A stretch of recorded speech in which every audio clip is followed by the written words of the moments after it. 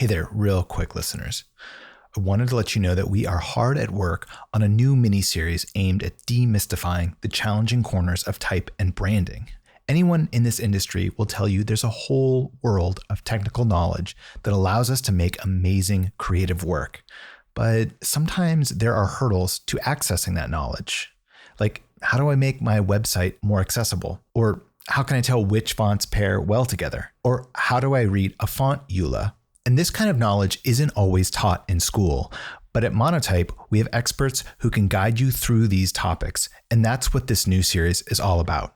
We're calling it Behind the Font, and we need your help to make it happen. The first topic we're going to dive into is font licensing. Yes, the dreaded subject. But we want to hear your questions. So ask us anything on this topic, and we'll try to answer it on the podcast. You can send your questions in an email to podcast@monotype.com or message us on social. And if you're feeling super ambitious, record a voice memo on your phone and email it to us. We might even feature your voice on an upcoming episode. So keep your ears out for this new series coming later this spring. We're excited to go behind the font with you.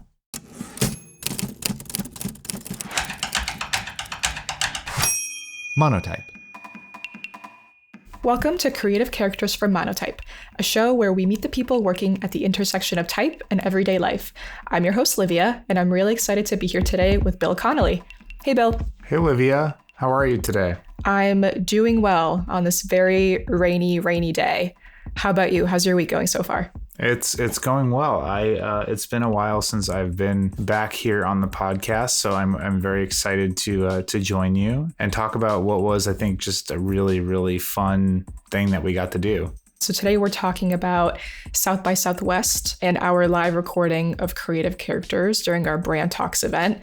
What'd you think of South by Southwest, Bill? I thought South by Southwest was just so overwhelming in a positive way. There's so much going on. There were so many interesting people who are creating things, who are building things from all different industries. It has, a film and television component, a comedy festival, a creativity and innovation festival, a music festival. So there's just people connecting with one another from all different disciplines, which was a lot of fun. And it was just a special experience to get to meet and network with folks from backgrounds maybe necessarily that I don't get to see at just purely design events. Yeah, I totally agree. I had a very similar experience. I think it's hard to not feel FOMO at an event or a conference like this because there's truly way too much for one person to see and experience. But I really loved the music component, just seeing live music kind of playing no matter which turn you took on kind of any street, and just getting to meet some really cool people throughout the week. Yeah. And what was special about this is, I think, the fourth season of this podcast that we started during COVID when everybody else was like, what's going on? What can we do? And we were having these interesting chats with people virtually and figured we would start recording them. And this team that runs this now has just made it into such a fun project and really helped it to grow up, right? We've had creative characters at events before, like Adobe Max, where we've interviewed folks. But what was really special about this was it was the first time we've ever done a live staged recording of creative characters at an event. And it happened to be South by Southwest, which is one of the biggest conferences on the circuit that exists. So that was super fun. Of course, what you'll be hearing today is the recording from that event. But to actually have the podcast recorded in front of a live audience felt like a momentous occasion for our fun little podcast that we've nurtured over the past few years. The topic that we set out to discuss was a branding masterclass, and really to try to understand how modern brands are being built to last. This recording of Creative Characters was a panel of 4 people all working at different intersections of brand building. What was it about them that made you choose them for this panel? Yeah, we talk a lot about design here at Monotype, but I think what makes Monotype a super special place to work is that we sit at the center of the broader brand building conversation, right? And we delineate, and this comes through in the talk with the panelists, like between the visual brand identity, that is like the assets and like the representation of your brand, but also like the brand itself. What does it mean? What does it stand for? How does it engage consumers and plug into broader society? What's happening, right? And so the people that we chose for this panel, and you'll hear them introduce themselves, but they all represent different aspects of that process of building a brand, one that will last not just now, but last well into the future. From a technological perspective, from visual design perspective, from a storytelling perspective, we really were trying to merge the art and the science of what it means to build an impactful brand. And I think that we got a set of voices that really do a great job of articulating that. Yeah, I was part of that audience. And I think it's worth noting that we had standing room only, and the audience itself was incredible with the energy that they brought, the questions that they asked. You could tell everybody was super engaged in the conversation. And I'm super excited to be able to extend that audience to our Creative Characters listeners. So let's take you back to South by Southwest. All right. Hi, everybody. Thank you so much for coming. We've got some amazing speakers here today. We've got some partners here. We are going to have a great program. You're going to learn a lot from each other, too. So I hope you choose to stick around and network, have some drinks, have some food. I've found this week that meeting the people at these events has been really kind of the most fruitful part. So with that said, a quick introduction about what we're doing here today. We are here to record a live podcast for Monotype's Creative Characters podcast, which we started 4 years ago during the pandemic when, like all of you, we said, all right, what the hell should we do now? And so we turned the mic on and started building that. And now we're doing a live recording for the first time ever here at the Cedar Door in Austin, Texas during South by Southwest. So you're a part of history. Yes. Okay, that's enough for me. I would like to introduce our awesome guests for today's episode. Jess Staley, who's the Director of Brand Design from eBay. Yes, thank you. Val Vicante is the VP of Solutions Innovation at the Dentsu Innovation Initiative. Mike Storm, who's the Chief Operating Officer at Neurons, a great partner of ours you'll hear more about today. And last but certainly not least, Holly Fraser, who is the editor-in-chief at WeTransfer. We present. Yeah.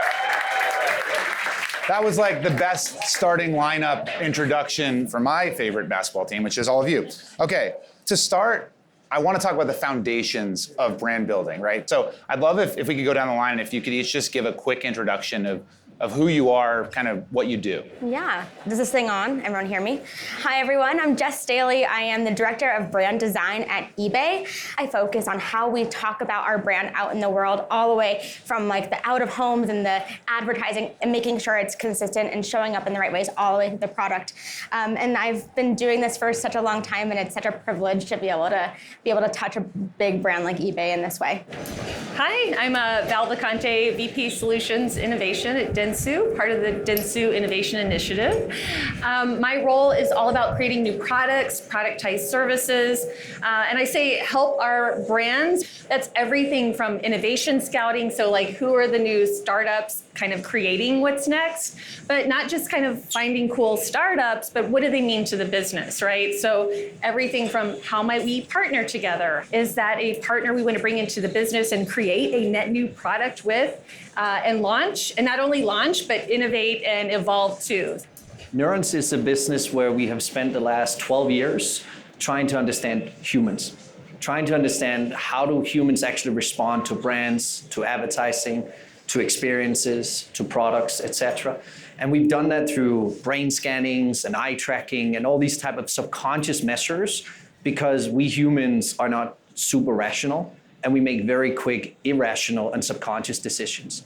And the only way to understand that is by measuring the subconscious. We built multiple machine learning models that now today can predict whether a content is going to engage people, whether it's going to be cognitively understood, whether it's going to be memorized, and so forth. So that's what we really represent, is trying to put the human into the content creation process. Hi everyone, my name is Holly Fraser. I'm the VP of Content at WeTransfer. And most people maybe know WeTransfer as a file sharing company. Most creatives use it as part of their creative process. And we work with artists ranging from Riz Ahmed to Marina Abramovich to Solange Knowles on one-off original commissions. And that's the side of the business that I run. My dream is to win an Oscar for a film about Helvetica. Monotype is not giving me the funding for that yet. But we'll see. We'll see how today goes. But Holly is playing down the fact that WeTransfer also has won an Oscar, which we'll get to in a second. Great. Thank you all for that. So I want to ask each of you to start. When we think about building brands that have a lasting impact, can you share a story about a lesson that you've learned? Like if you had to distill something that has been a foundational element in brand building. Me first? Yeah. Okay, great. I think when I look back over my career and the big moments that I've had, I think that knowing when to trust your gut as much as the strategy. So when you're thinking about how to update your brand design, not just that, but talk to your customers about a brand new way of thinking about your brand. Knowing when to push out over your skis, essentially, to know when and how far to talk about the thing that you're going after before maybe the product is up to snuff. I think that was a big thing. So when do you start talking about it? How do you start talking about it? And pushing out over your skis just a little bit to pave the path for yourself, to build that storyline. Yeah, for sure. So in creating a new product or service, there was one particular, it's a quote basically that we had in a jam session with a different brand, but it's like the experience is the brand, you know, and that sort of stuck to me. And where that mapped out really clearly was we were creating this product. We were creating a contactless payment technology product. We actually went in store to do testing, and we saw that people, they weren't wanting to necessarily use the contactless payment, but they wanted to find out information about the product. So we were in a sort of math shop type place, and people wanted to know because they had allergies, like what ingredients does this have in it? And then on top of it, my son was doing testing with us. Coincidentally, we were in a big box retailer. We couldn't find anybody to help us in the store. So that sort of ignited this product we created called Scan and Know. And so I kind of had the aha moment in observing my son's behavior, and then obviously the testing and what consumers were wanting. Like the takeaway is they wanted to know more about the product in store. I think I actually have two things that I've found, which is interesting. We're startups, so we're not a big brand, right? We're not out there. Everyone do not know us. I'm sure it's the first time maybe everyone in here hears about us, or a lot at least. But we work with some of the biggest brands trying to understand how people responded to them. And I think one of the interesting things is really the bias. If we want this, then everybody else wants that as well. And I think that has been an interesting journey because often it's not true. Often it's the bias that we believe that we are like everyone else, and that's not true. So I think that's one big thing, is really bias, and something we should be very, very careful with. And the other thing is really that when people experience brands, having a bad experience with a brand is twice as negative as having a good experience with a brand. So you always need to be in front with your brand and think about how do we not make negative impact, rather make fewer positives and no negatives than a lot of positives and a lot of negatives. So I think those are really two important things that we have found over time. I think for us, when I think about the successful projects that WeTransfer has done over its sort of 15-year history, it's about creating those moments of connection, because no one really needs to follow a file sharing company. I think that that's something that I've found is really integral to building the brand, because people trust us, they are part of our community. We've built communities all over the world through the work that we've done with artists and creators who make up pretty much all of our user base. So for us, I think it's about having that moment of connection with people and having that sort of emotional bond that is really integral to brand building these days, because people want to follow humans. They don't necessarily want to follow brands. Yeah, well said. Thank you all for that. When you think about designing a brand that lasts, or designing a brand that resonates, that worked well, can you share an example of a project that you worked on that really made sense to people? Yeah, absolutely. And actually the story that comes to mind first isn't an actual rebrand story. It's actually when I was at Zillow, it was the pandemic. And as a housing company where we're buying and selling houses, the last thing we could do is buy and sell houses while everyone's locked down. But what we realized was we needed to help people. And so while we were continuously trying to update the visual identity of Zillow as we were going along, we realized we had a moment to actually connect with people in a more emotional way. And so using the really foundational elements of our brand, we were actually able to do one of the first virtual productions that happened in 2020, I guess it was. I just want to jump in and describe this ad that Jess is talking about, because it really resonated with me. So essentially it's shot outside of a home, just, your run-of-the-mill suburban home. It's kind of a time lapse. There's no narration, but it's set to the song Shelter from the Storm by Bob Dylan. She said, I'll give you shelter from the storm. And basically, you can see the family from a vantage point of outside from a distance, just going about a day in the life during the pandemic. So you can kind of see the sun rising, and the father is sitting on his computer at the dining room table. He has his kid on his lap. The kids do art projects and stick them up on the windows. They have a family dinner and the sun sets. But then there's text that comes on the screen that says, it's times like these that we understand the real value of home. And I just really love the emotional effect of it. It does a lot without really saying anything. It's more showing something that we can all relate to when we think of home. So like it was just like everyone's crying, right? Like it's like this moment where you're like, this feels so good. But what we did was we had no advertising against it. We were just like, we know home. Yeah, I think when you look at what does a brand mean and what does it mean in the context of the surrounding environment, that's what's really powerful about this example that Jess shared as well, because this was the product of early pandemic. People being like, how can we figure out something that leans into our brand ethos? And in this case, like they couldn't hire actors to go to a soundstage to make an ad to promote Zillow. They had to do something that had a simple build like this that they could even achieve given the environment that was happening. And they found a really beautiful way to tie that emotional tether to not just what was happening around, but to the value of their brand and the product that they offer to people. We were just like, we know home is important right now. And from that brand perspective, we knew that it was going to resonate, and it did. But then also we backed it up with a massive resource tool for people to say like, hey, if you're in the middle of a transaction because you are about to buy a home and everything's locked down, we built this amazing tool, this resource center for people to go to when they needed all that help. So Zillow was actually putting their money where their mouth was in terms of, we're here to help you. And we used our foundational design system that we had been working on for at least 2 years at that point to make sure that it felt as seamless as possible and really helping to bring that emotional connection back to the brand. Yeah, that's great. And it's about telling the story, right? Yeah, And that piece.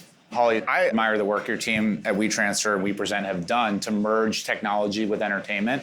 As you mentioned, you don't have to follow a file sharing company, but you don't focus on the product. You focus on what does it do? What does it enable people to create? That's what's so fun about it. And more brands are trying to blend that connection between technology and entertainment. Obviously, the Barbie campaign of last year, Formula One racing, all the things that we kind of see popping up in broader culture.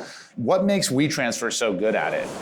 First of all, thank you. And I think for us, it's always been about collaboration. Like we've never been kind of to our detriment. That's why I was like, I'm not going to lead with, we've won an Oscar, because I would never do that. No, I'll do it for you. Exactly. It's the Brit in me as well. I'm a cynic. But I think what we've really kind of tried to champion is collaborating with artists from the very beginning and leading with their vision. So when we work with someone, we're not saying, oh yeah, but can you put our brand in here, or can we show like the transfer wheel? It's about the storytelling element, and I think that's what we've kind of championed honestly since the very beginning. It's been a long process, like we've been doing it for 15 years now, but I think through that we've managed to build up a reputation and trust with artists, which is something that is, I guess, quite rare in brands these days.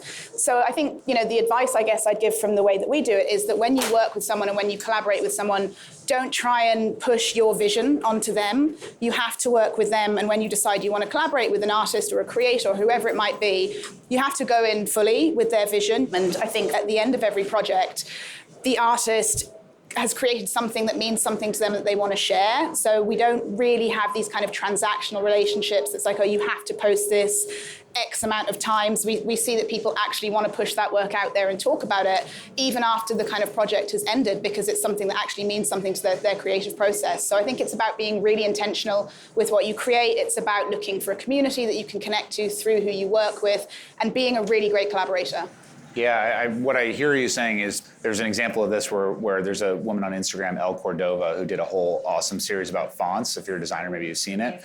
And our team, Livia, Carla's social team, went out and partnered with her and was like, we love what you're doing. Can you do another one, just whatever you want, but we'll help you, And that kind of stuff is really fun, I think, to watch. You see somebody creating something that aligns to your brand, and you can just be part of it. You don't want to editorialize it, but you can be part of it. I think it's also about, like, if you're creating something as a brand, sometimes I think you get caught up in, like, what's the brand message? Like, I think you have to create something that even if you didn't work at that brand, you would still want to watch or read or listen to. And if you can kind of go at it with that mindset and create something that actually is entertaining or informative or educational, outside of just the brand space, then I think you've done a pretty good job. Yeah, great. Thank you.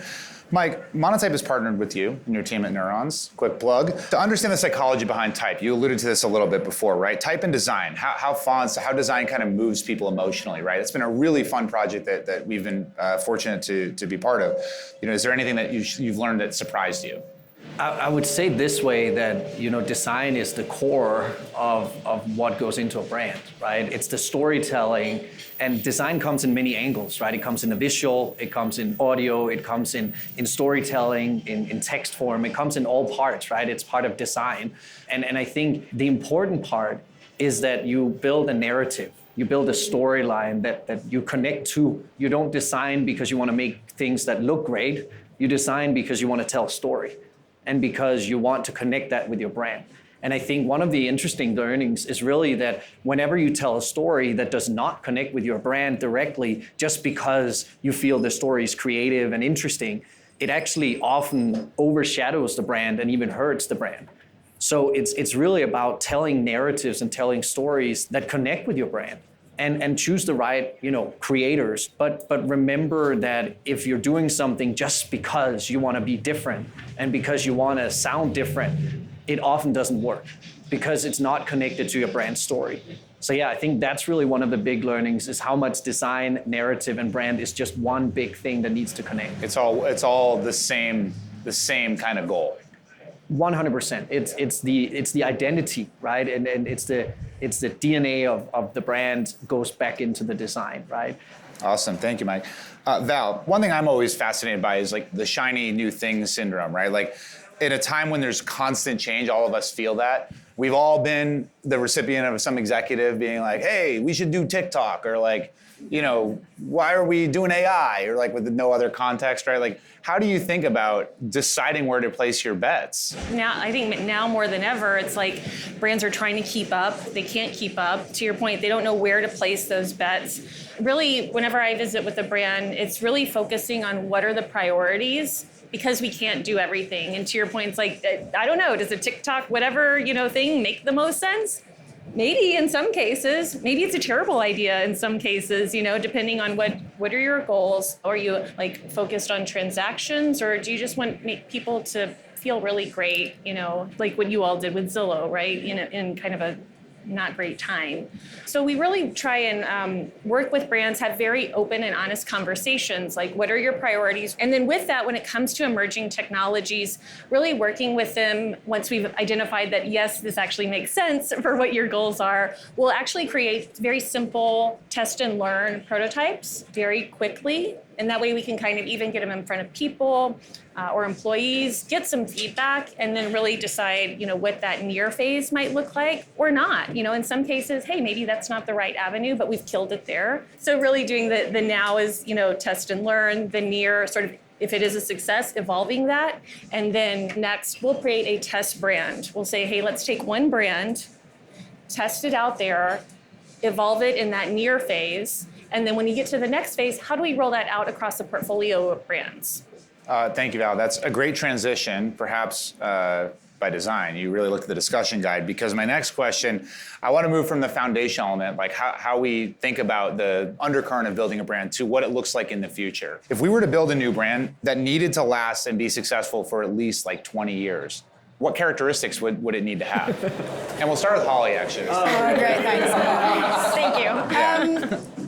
First of all, I think it's hard, right? Like we're at saturation point with brands, with content, with everything. So I think the first thing you really need to focus on is like, what community are you creating something for that they actually need? And then from that point, looking at the audience, like who is your audience? What do you know about them? What can you make for them that's actually going to kind of enhance their life instead of sort of detract from it? And from then, I think it's about looking at how you can be as intentional as possible to build that trust. I'm right there with you. If you start there and you're solving an actual problem, kind of like that example I was sharing about Scan and Notes, we were solving a problem. And keeping it simple to me is the biggest compliment, whether it's a customer, again, if you're in a B2B play, an employee, et cetera, and they say like, this is really simple, or wow, this made it so easy for me. There's also this idea that you're constantly wanting to solve the problem that the customer didn't realize they even had. Yes. And so being one step ahead, right, to try and like figure out like, what are the problems gonna be in 5 years? What are the problems gonna be in 10 years, right? So like, I know, for example, Ford many years ago was asking to like look at how you solve the car of the future in 20 years. Like, what does that world look like? And it was just such an interesting exercise in thinking about like, I'm driving down the street and it knows that I want a coffee, that future problem solving thing. So people don't have to ask the question, because once they've asked the question, everyone's gonna try and solve it. Build a product that makes sense and helps people solve a real world problem, right? Find your ICP. I know this is something that we use in SaaS and software at least. It's like ideal customer profile. Who is actually the customer that needs this? Don't sell it to people who do not need it, because they are not gonna be happy with it. They're gonna go online and give a bad review because they didn't need this. They just got sold it because you tried to sell it to them. It's about product market fit. Make sure that now you have a product that fits the market and fits the right people. Now you need to build the rest of it, which is that it becomes an emotional connection to the people. It's not anymore just a product. It's something that I love. It's something I have every day with me because I wanted to use it. And it's something that actually makes me feel good. Thank you. Jess, I think from a design perspective, I always remember the story in the font world. I was talking to somebody, they're designing trains, rebranding, and say, well, we have to think about this for 30 years. We're not going to pull all the trains off and rebrand all of them, because that doesn't happen. So you make design decisions in certain, like in digital world, you can kind of change things pretty frequently, but that's not always the case. You work at eBay, it's an adult, it has real responsibilities as a brand. So when you think about balancing, like going forward while preserving that legacy, what eBay is known for, how people expect it to look and feel, how do you juggle that? So I started at eBay about 6 months ago, so I'm relatively new to the brand, which has so much legacy, to your point. There's so much that people think about. I'm sure every single one of you has an eBay story, and when you think about that thing that you either found by accident or that you got to sell, there's like this adrenaline rush that kind of happens, and you're like, I got it on eBay, and it's like this exciting moment. I think there's this sense that eBay is kind of ready to be living in more of a modern world, and I think that there's definitely a gentle tightrope balance that we're walking right now to figure out how to bring along all that legacy goodness into a more modern space. And I think thinking about that almost like stream of consciousness that happens while you're searching for something on eBay, because you might go look for something, might not find the exact right thing, but it'll feed you something that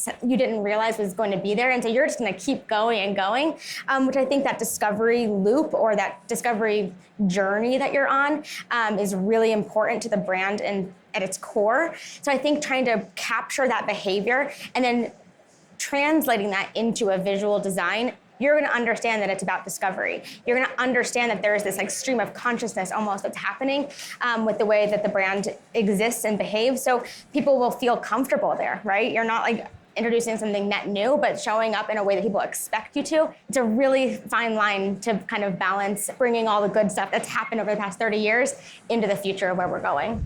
Yeah, so we're seeing creativity happen everywhere. Those of Monotype hear me talk about this all the time. I think we're having a creative renaissance. I think out of the pandemic and out of just all the chaos of the world, people are being like, you know what? I'm gonna just do all sorts of stuff. I'm gonna make things. I'm going to express my full identity across all the work I'm doing. I'm going to do music, even though I do real estate.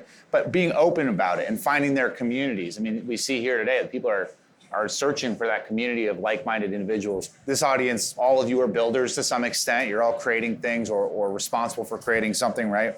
How do you stand out? Like, with the stories they're telling, the chances they're taking, how do you continue to invest in creativity? I think to your point earlier around what We Present does, it takes some kind of risk to be like, we're going to invest in storytelling without our brand really having the editorial piece to it. Yeah, I think for us, standing out is very much through the storytelling. So in terms of standing out, I think you really need to have a point of view. We're not a passive brand. Like, we will have a point of view when we work with artists. That kind of, even the selection and curation of who we work with says something about who we are as a brand. To your point earlier, the film that we worked on that ended up winning an Oscar with Riz Ahmed, was called a brave film for a brand to make. I don't know if anyone's seen it. It's called The Long Goodbye. If not, well worth a watch. But it wasn't something that was easy to watch. It was violent, it was dystopian, but it really hammered home a point of like, this is something we need to address, this is not okay. And I think the fact that we can be part of the creative process of putting something like that into the ether and into culture makes us stand out as a brand. And I think that's kind of set the bar for the type of work that we want to do. It's not about being nice, it's not about being passive, it's not about being the same as everyone else. I think you have to have a point of view, and through your storytelling, it has to be something that's going to make a connection. So I just want to come back in and give a little bit more commentary on what Holly was talking about with the film The Long Goodbye. I teed it up that WeTransfer won an Oscar, which is like my unhinged dream for Monotype to win an Oscar about fonts in some way. So that's why I connect to that a little bit. But what made it so wonderful, if you haven't seen it, The Long Goodbye is really a film about an immigrant family in Britain that has to deal with the rise of racism and Islamophobia. I've always loved film because it ties to empathy. Did they ask you where you're from? Where are you really from? The question seems simple, but the answer's kind of long. When you watch a film, you can not just see maybe what might happen to somebody who's different than you, but you really get put into their shoes. But a film like that is not one that a brand would traditionally be willing to tie its name to, because it might be controversial. It might be dark, or as it calls itself, unapologetic, a view into some of the atrocities or some of the difficult scenarios that an immigrant family might find themselves in. And so it was very brave for a brand like WeTransfer to not just sign on and help produce the film, but to give complete creative control to the artist that is making the film. And that's what I think Holly is really referring to. And she talks about not just this project, but the other editorial projects that WeTransfer signs on for. They pick really amazing artists to partner with, and then they get out of their way and they let them do what it is that they do best. And that's the lesson that I think, we all can learn from that. So in a world where we're at, massive saturation point with creation, and I think that's something that's only going to rise with the oncoming of AI, you have to create something that is going to stand out, take a bit of risk, and build a connection with an audience. Yeah, AI may kind of force people to take risks, because the brands out there, we talked about the Barbie campaign, which has been litigated to death. I won't get into that so much, but the big takeaway I had from that one was how much of a risk they took just letting people use their logo, their colors, their fonts, whatever, like everywhere, right? And when we think about brands being forced to take risks because the audience is going to start doing that, right? Maybe it starts to open up comfort with that. I don't know. Do others have perspectives on that? One thing that's interesting today is anyone can be a creator, right? And I think everyone follows people, as also was mentioned earlier. And that's why TikTok and other things like that actually work, is because it's humans talking to humans and they're using a brand story at the same time. I think what's interesting about the challenges of not going with your brand book or having to stick within lines is something that's being challenged heavily now, right? And it's being challenged by the creators. They will go and tell a story that they feel connects with the brand and that actually connects better with people than being stuck in a book. I think it's very interesting what's happening. And the AI is only speeding it up, right? Because AI is a tool that makes everyone faster, makes everyone able to create content and create stories, be creative. Like you can have conversations with AI to make yourself even more creative, right? So I think there is a lot happening in the market that we need to embrace, that AI is here to help. One thing that just reminded me of was this idea, and this is not a new idea, but this idea that like brands are no longer a place where people are being forced to come. You can't force people to come to your brand. Your brand has to go out and meet people where they're at. And again, not a new idea, but I think this is such a resonant moment to say, like, how as a brand, to Holly, your point around having a point of view, and balancing that with the creators that you're partnering with, their points of view, and using the lens of the brand to be able to tell those stories. It's a really big thing that a lot of brands are thinking about right now, because you want the credit as a brand, but you don't want to hinder your creators' creativity, and you want it to be authentic, right? And so I think that that's something that a lot of brands right now are trying to figure out and figure out that line that we're balancing to make sure we're showing up in a way that feels really good for both sides. Yeah, I think it's also about not being, to Jess's point, a brand that does nothing for, let's say, the LGBTQ community all year round and then sticks a rainbow flag up in June. Totally. No one, we can see what you're doing. People aren't stupid. Like, if you're going to show up and support communities, support them. Like, show up through the whole year, work with people, make that part of the point of view that your brand has, and that's what brings in the authenticity and therefore the trust.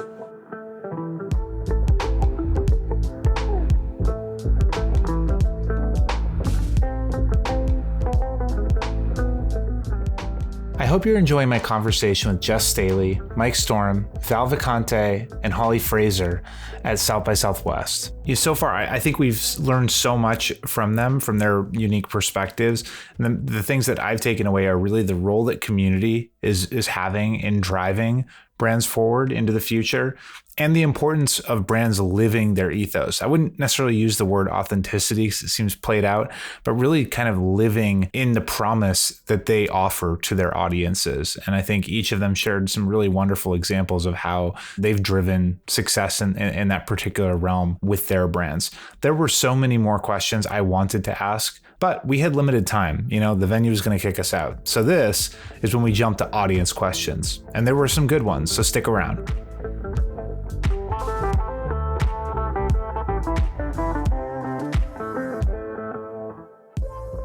I have like 400 more questions, but I also want to open it up to the audience. So yeah, the way that this will work, my understanding, if you raise your hand, and then we have a couple of runners with mics. So if you could just give a moment, a mic runner will find you, and then we'd love to hear your question. I see one, I think, making his way back.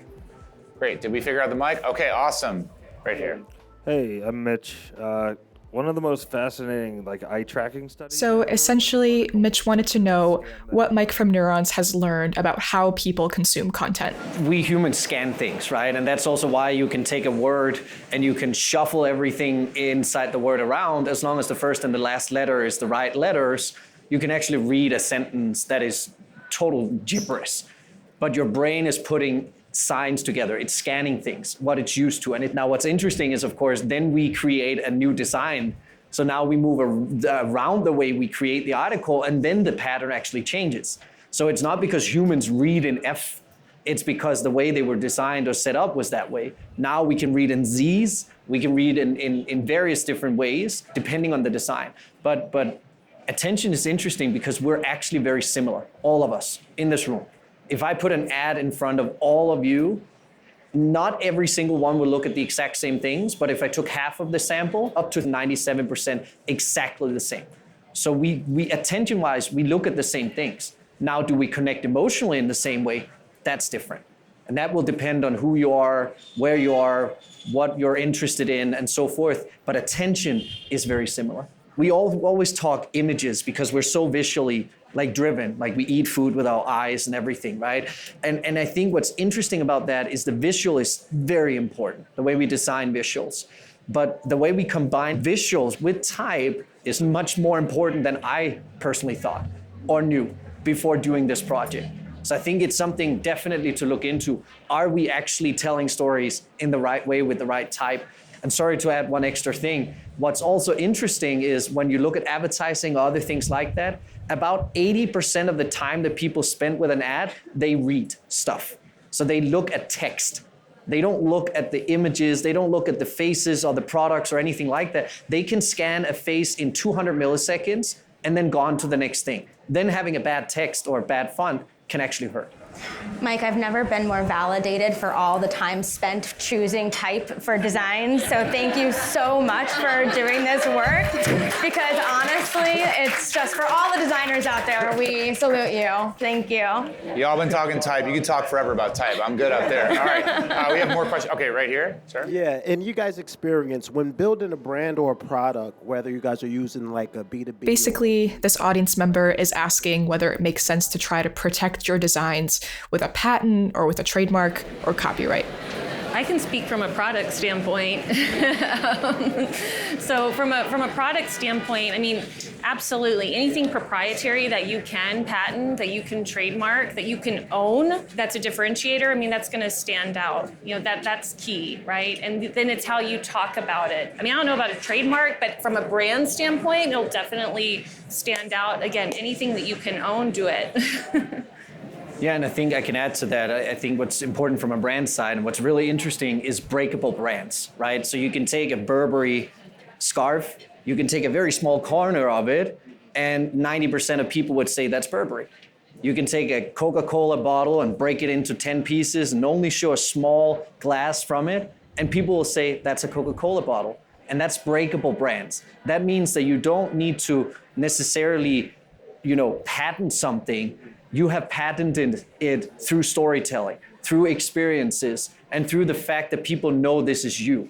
And that's difficult. Like, this is very few brands out there who are able to do that, but the ones that have done it, they are just stuck in people's minds forever. Yeah, so we talked about taking a legacy brand and bringing it into now, right? So really in terms of like keeping it simple, making, have that timelessness, how do you balance the trends versus the timelessness when making typography decisions? I guess I'll take that one. It's such a good question, and it's something we talk about a lot. So Phil Garnham, who is the ECD of Monotype now, he and I worked together back in 2017, I believe it was, on the Trulia rebrand. And everyone's logos looked exactly the same, right? It was this kind of modern sans serif thing that like kind of flooded and took a lot of the emotion out of what it was, because people just wanted to feel like this amazing tech thing that was coming out of Silicon Valley. And I think what Phil and I did when we partnered on the brand was we wanted to really look at the nuances of the letter forms and really start to think about, so the brand was all about neighborhoods and all about how do you find the neighborhood that fits you. Also, this idea really started to resonate with people around, there's qualities of what does a neighbor feel like to you, and different neighbors do different things for you. You can go to one neighbor and get a cup of sugar, you can go to another neighbor to babysit your kid, and they all play a really interesting role. And we actually started taking those kind of characteristics of what a neighbor and a neighborhood gives you and started to build that into the little nuances of the typeface itself. So we actually customized it to make it just for Trulia. And I think no matter the sans serif, the serifs, you can really see the structural elements of a house, or you can feel the emotional quality of the bowl of the D, right? Really rounding around for like a fertility brand. I don't know, I'm just making it up. You can really start to build storytelling in regardless of trends. Yeah, great, thank you. We have time for a few more, yeah. Hey y'all, this is such a great conversation. I'm a sports geographer, so this is amazing to know. I can talk all about sports all the time, but this is fascinating because I own my own companies, and as a consumer owning tech companies, you kind of go all over the place. We've talked about some amazing things. Can a few of you talk to where you've had activation or whatever go horribly wrong? I don't want to cause anyone trauma, so take a deep breath. Where you've had it go horribly wrong, but you were able to fix it, and how you were able to fix it, and then what guardrails did you put in place so those things didn't occur again? Good question. Anybody want to take that one? We've not had anything, thank God, at least in the 5 years I've been at WeTransfer, go horribly wrong. But I think there's definitely times when we could have done a lot better. No, it's horribly wrong. Like, okay, I don't have a horribly wrong. You've done something, like in your experience, like, and there's a level of vulnerability, but you have done it, or your team, or your company, and you've been able to create that learning moment and the guardrails. Because the guardrails are what's critical. And it has to be about a brand. You can take it wherever you want. So we're a startup, right? You have to make decisions every single day. You need to be agile. You're not a super giant that has everything set. So when you create product, as I said earlier, you create stuff that you believe people need. And I think that's an interesting thing, because you mentioned, Jess, that think about what people need in 5 years from now, which is very difficult and very, very challenging. And sometimes you actually believe people need something that they don't need at all, right? And we created something with our team. Maybe it wasn't $1 million, maybe it was a couple $100,000 of a feature or something, but because 1 or 2 people said to us, this would be great to have in the product. And you go ahead and you create it, and now you've lost so much time, you're behind, everything is bad, and the motivation is negative now, because you're gonna take away stuff that people created, right? Because it didn't work. And that had to get some guardrails. That means that we needed to install things like data-driven decision-making, meaning that there needed to be enough data backing up that this was a decision or direction we needed to make. And we needed to make the now, here, and future things where we like do a POC, we figure out is it actually fitting, and then you roll it into market, right? So I think those are really learnings that hurt us a lot as a small business, and something that you need to learn from, and then take advantage of your own mistakes to actually not make them, but be more powerful afterwards.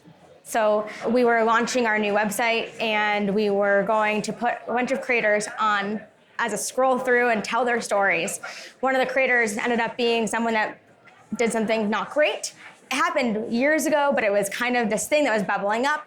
And what we did was, before it launched, we essentially had to make the case to leadership and say, hey, like, this person will actually be detrimental. So to back it up, we use our brand promise, and we used all of the things that we had been building over years, essentially, to say who we are as a brand, to make criteria for the kind of customers and the kind of creators that we wanted to align ourselves with. And I think that having that criteria as a part of our overarching brand guidelines allowed it to be super solidified in creating that sense of like, what are the guardrails here, and how do we start to make sure that we don't ever find ourselves in that like resonate with. What was the amount of time to say, this is good that you're human, you've made past mistakes, but this is too close that like we can't have that? Was there like a certain amount of time frame? What this person did will never go away. Oh shit.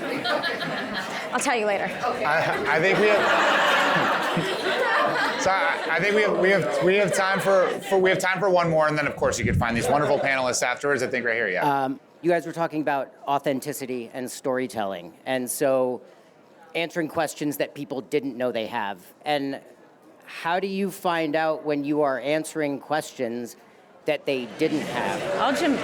To me, it goes back to the customer, right? And that's at every phase. I think where people go wrong is they're like, oh, we do research at the front, and we create the brand, or we create the experience, and that's that. We'll call it a day. We did our research, and it's like, no, research does not end. And I'm saying research just talking to customers, like getting those inputs and doing it, before, during, after. And I think the after part is where a lot of people, they're celebrating the launch. It's like, no, we're not done. And oftentimes what I'll recommend is, to your point about data, it is having those customer interviews and sessions, but also looking at your data. And so really looking at that, and then looking at those conversations, and then you can get some real data to start optimizing from there.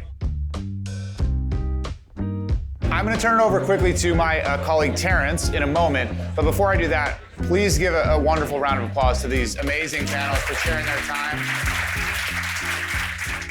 So after the panel discussion and before the networking, we had our colleague Terrence Weinzierl come up, who's a creative type director here at Monotype, who just has a wonderful wealth of experience, not just in designing type, but in helping brands to use it. Why we were all there really ultimately was for a love for type and design. And Terrence gave a bit of an overview of the history of the Monotype studio, how we work with brands, how we help brands to kind of realize their visual identity through the use of typography. I think it's important to say we had an amazing set of partners that we brought to South by Southwest as well. We had Canva, we had Pantone, of course, Mike's team at Neurons, all had stations set up during the cocktail hour where people could go and learn a little bit more about the creative technology that they bring to bear that can help in the design process. So Terrence really did a great job of teeing up that part of the event. Thank you. My name is Terrence Weinzerl. I am a creative type director here at Monotype. So why are there so many typefaces? Your drunk uncle might ask you on Thanksgiving. Because why are there so many songs? Why are there so many movies? Why are there so many paintings? We will always need new stories. We will always need new art. We will always need new typefaces. So besides aesthetics, technology and business problems also demand new type. And type really enables more diverse voices in the world. Design can't live without beautiful engineering. They kind of go hand in hand. But I think this is kind of the next chapter as far as typeface innovation. I think things like optical sizes, where the design changes depending on the viewing distance, is what we call optical size. So things that are far away get looser and bolder, and things that are closer can get tighter and lighter. And especially like variable fonts, for example, that can have these different axes in them. So that's what I'm particularly excited about as far as the next chapter of type. Besides, of course, how we can use AI to accelerate the design process, but I think more importantly to kind of help solve the search and discoverability difficulties. Finding the right typeface is hard, and it's a good job for AI to do that. If you have a random question about fonts or licensing or something like that, I can help you with that. You can ask me anything, I promise. And come visit us. And thank you for your time. Give a round of applause to Terrence. Thank you so much for joining us, and have a wonderful time. Thank you.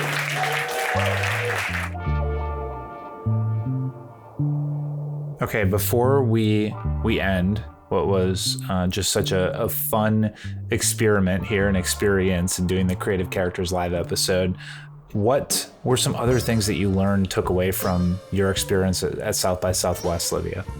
From this panel specifically, I really loved the portion of the conversation around what it means for a brand to live by its own ethos, and how customers and consumers are really expecting a lot more from the brands that they know and they love and that they buy from. It's this idea of having a set of values and not only sticking to them for 1 month out of the year, or only talking about supporting certain causes, but really living it, especially as somebody that works in social media and sees this kind of shift play out day to day between consumers and brands. So I just really enjoyed that portion of the conversation, and definitely something that I continue to think about every day. What I love about what you said, Livia, is kind of that you're taking in the full spectrum of inspiration from an event like South by Southwest, and then you're able to apply it to your work that you do here on the social side.